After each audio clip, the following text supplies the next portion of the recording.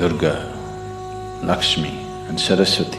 They also represent tamas, rajas and sattva.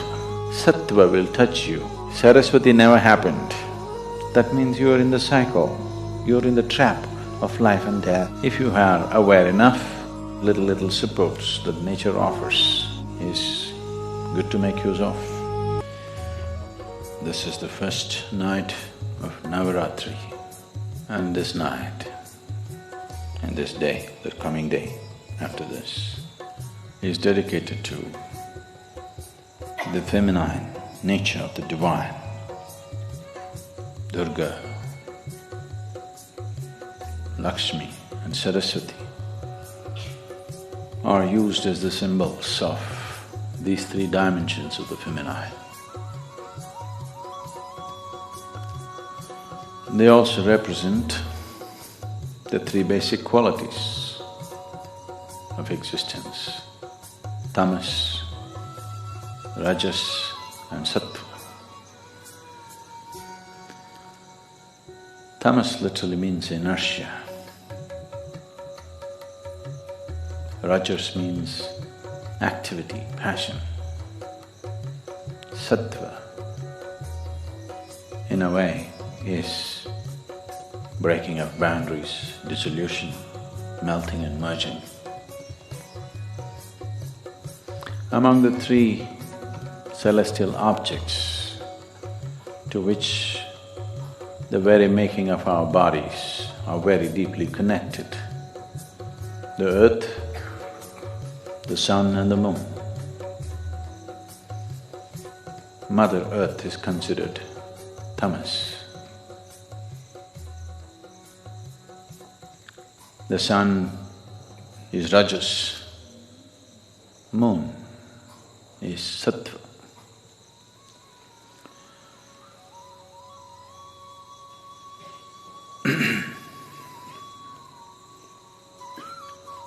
Those who aspire for power, for immortality,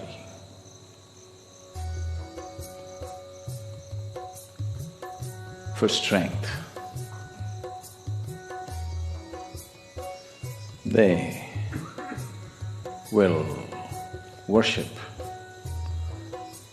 those forms of feminine which are referred to as tamas, like the Kali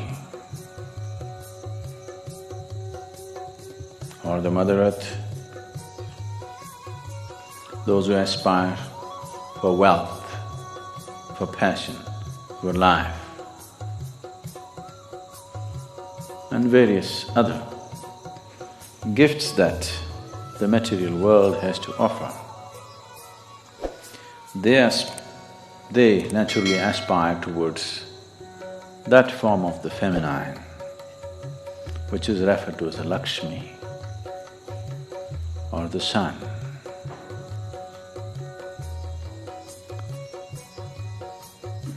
Those who aspire for knowledge, knowing, transcendence, immortality of not the body, but transcending the limitations of the mortal body, they will aspire for that aspect of the feminine which is referred to as the sattva, or Saraswati is the representative of that, or the moon. This is arranged in this way because it's after all from the earth that we arise. And we could live an active life, which is rajas, the second nature of the Devi. The third one may come your way or may not. If you have to bring her down into you, you have to strive. Otherwise, she will not get down to you. Kali is on the ground. Lakshmi is sitting on a flower. Saraswati is riding a peacock. The Linga Bhairavi has been consecrated with 3 basic chakras. This man has all the 7.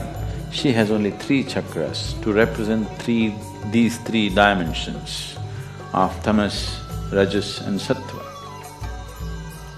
Tamas is the nature of the earth, and she's the one who gives birth. The whole the gestation period that we spend in the womb, our womb time, is tamas. It's like a state which is almost like hibernation, but it's growing. So tamas is the nature of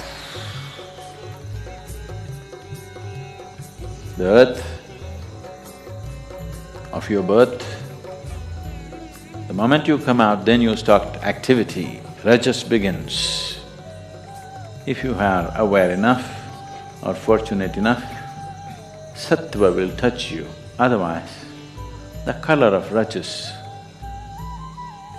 it's good as long as the going is good. When the going gets bad, rajas is going to be super bad.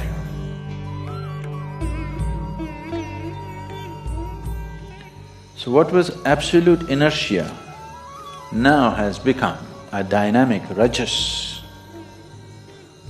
This may transcend or may again go back to the same thing. Durga, Lakshmi, Saraswati never happened. That means you're in the cycle, you're in the trap of life and death, life and death, life and death. Transcendence is yet to come. So these 2 will anyway happen. What is in a state of inertia will get into a state of rajas and activity, and again fall back and become inertia for a certain period of time, and again get back into activity. This is happening to you as an individual, this is happening to the planet, this is happening to the galaxy, this is happening to the whole cosmos.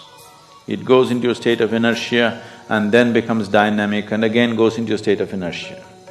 But the important thing is, this one has the capability to break the cycle and transcend. So these 3 dimensions of the Devi are enshrined in the form of Bhairavi or Linga Bhairavi.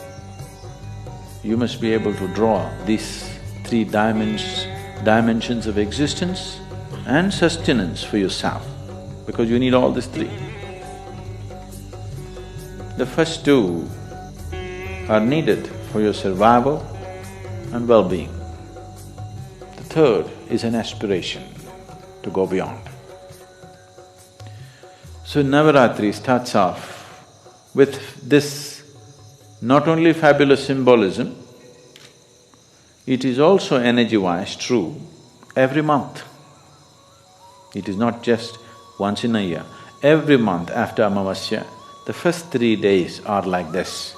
Amavasya is a state of inertia where the 5 elements are going through a certain integration within themselves. The next day is in a placid inertia state, then it gets active, then there is room for transcendence. The moon begins to appear. This is why the 3rd day's moon is held as very important, you know, Moon Rampurai. The 3rd day's moon is held as very important because the possibility of transcendence has opened up.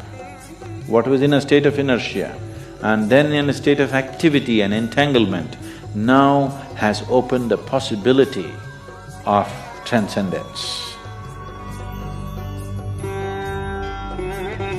Every month it is happening. This particular month is a little more pronounced because this Amavasya was more pronounced than the rest of the Amavasyas during the year. So, these 9 days, above all, to approach every aspect of life in a celebratory way, this is most important. If you approach everything in a celebratory way, you learn to be non-serious about life, but absolutely involved. The problem with most human beings right now is, if they think something is important, they will become dead serious about it. If they think it is not so important, they will become lax about it. They don't show the necessary involvement. That's not it. The passage, the secret of life is in this, seeing everything with a non-serious eye, but absolutely involved, like a game. That's the reason most profound aspects of life are approached in a celebratory way, so that you don't miss the point.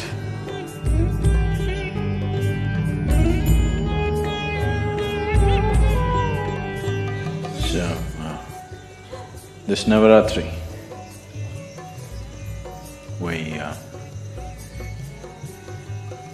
there are certain things happening in the temple.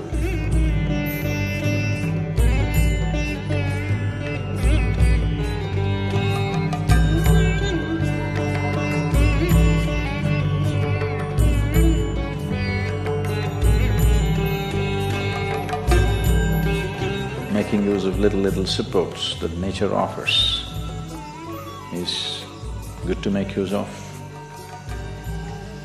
Going on your own steam is